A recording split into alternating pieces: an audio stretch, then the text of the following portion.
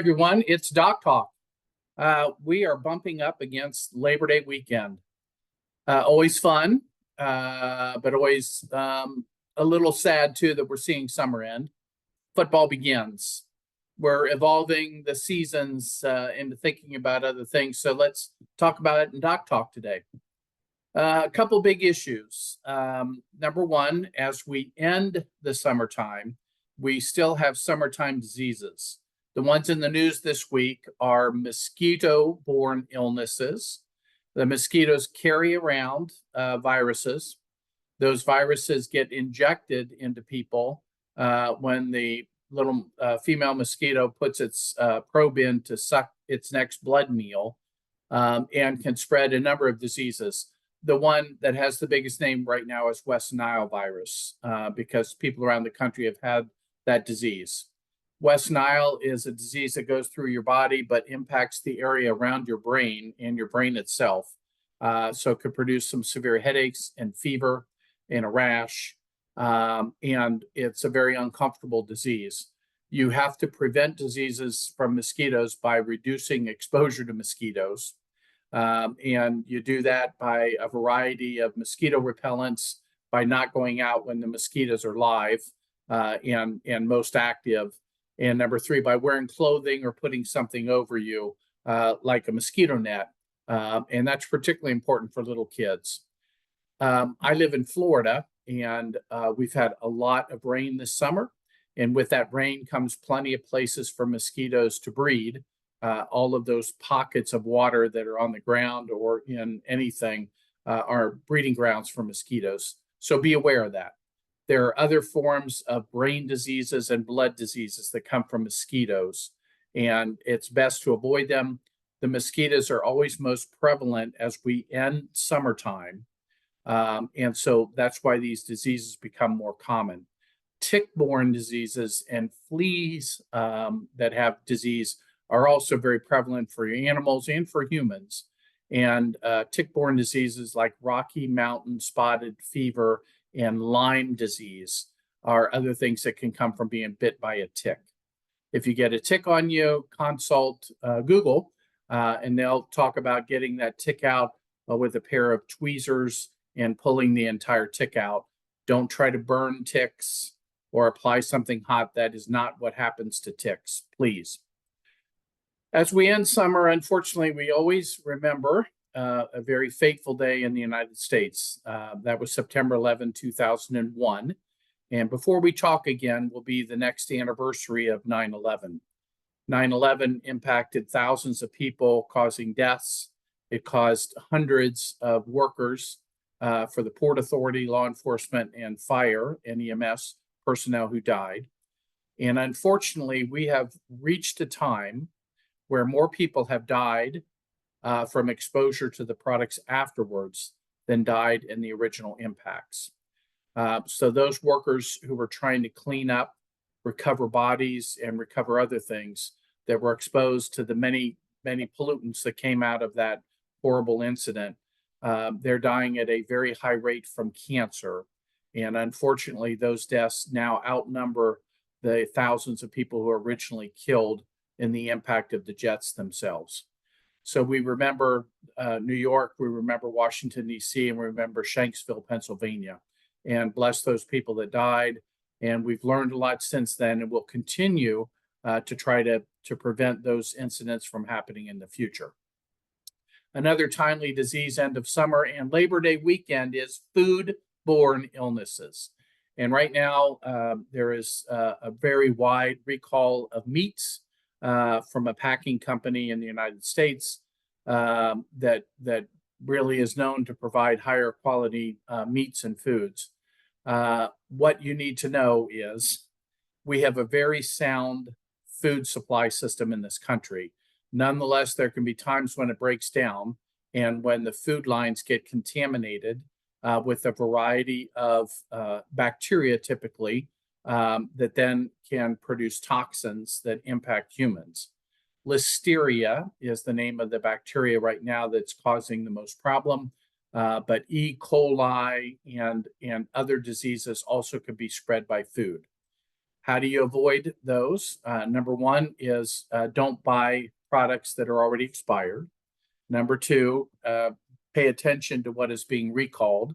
And if you eat those kind of products, be aware. They try to get those out in the news networks, et cetera, and you want to avoid those. Particularly, you want to avoid those if you have underlying health problems and are susceptible to getting things through your GI tract. Number three, really good food practices. So keeping raw meats of any kind away from fresh vegetables and other things, using different cutting boards, using different instruments, keeping your hands clean. And anytime you have raw meats or raw proteins like fish, raw products like eggs, those are the potential source of bacterial infections through the food. Treat those in their own independent area of your kitchen. You work on those at one point, then you clean yourself up, you put your instruments somewhere else, and then you move towards other foods that you're going to use in the rest of the meal. Salad stuff, vegetables, fruits, starches, et cetera. Treat them separately with a different set of instruments and a clean set of hands. Number three, store food in a proper refrigerator and don't leave it out exposed to room temperature, or in particular out on Labor Day weekend at a picnic, leaving foods open, exposed to the heat like it's going to be hot this weekend. And that brews more of the bacteria, causes them to release more bacterial poop. If you want to think about it, that's what toxins are. And those toxins are actually what cause you to get sick. Food poisoning sickness is vomiting and diarrhea. And for the worst of the diseases, they impact your GI tract and you begin to bleed from your GI tract. So that's a little bit about food poisoning. And this is a good weekend, holiday weekends, where a lot of people are outside and have their food with them. And anything that's got dairy products, eggs, protein are things that will breed more in terms of bacteria and food poisoning risk.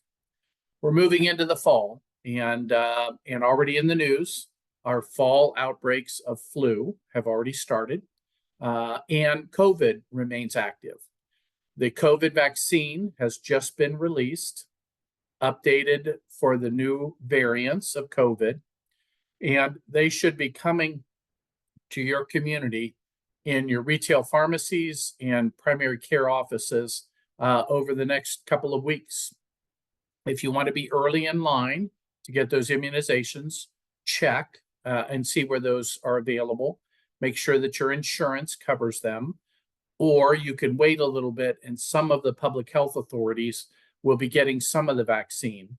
We are not having the primary source of the vaccine this year be public health. It will instead be private sources of the vaccine. And in some cases, you have to pay some cash to get that vaccination. It is worth it. It is worth it to get COVID vaccine to reduce the risk of the disease yourself, reduce the risk of long COVID, which a lot of people who've had COVID do not like. And there's now millions of people who are suffering ongoing illness from long COVID, and they don't like it. It's an unpleasant way of dealing with your life. You get muscle aches, you get brain fog, you get discomforts that you can't explain otherwise. And that's a little bit about the long-term impact of a bad viral disease. So we help avoid that by getting our vaccinations.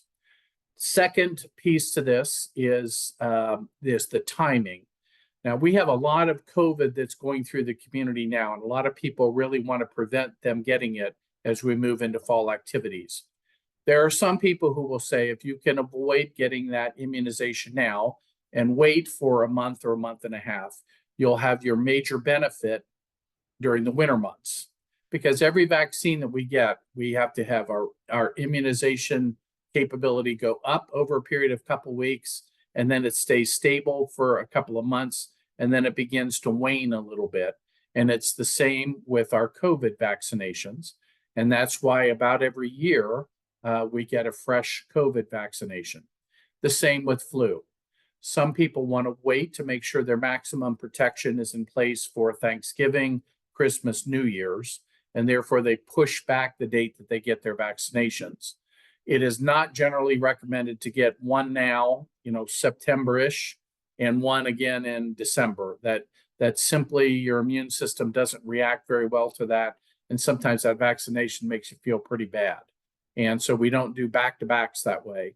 So some people and some of your physicians will tell you, why don't we wait until October, November to get your flu shot or your COVID vaccination so that you have maximum protection during the holiday seasons and the cold months of the year. That's kind of a personal preference on your part. My immune system says I need those now. And I get early exposure to those with the travel that I do and living in Florida. And so I want my protection now as my COVID immunization status has been waning. I've had the disease, I've had 5 immunizations, but I want to be protected during these very busy fall months. So that's flu and COVID. We have, just so everyone knows, nothing new or different going on in the southern hemisphere related to flu. And the flu bugs that are circulating in the southern hemisphere are those which are part of our flu vaccine program in the United States for this coming year. So it's Labor Day. It's the end of the warmest time of the year. It's the beginning of football season, the beginning of fall travel season. I want you to enjoy it.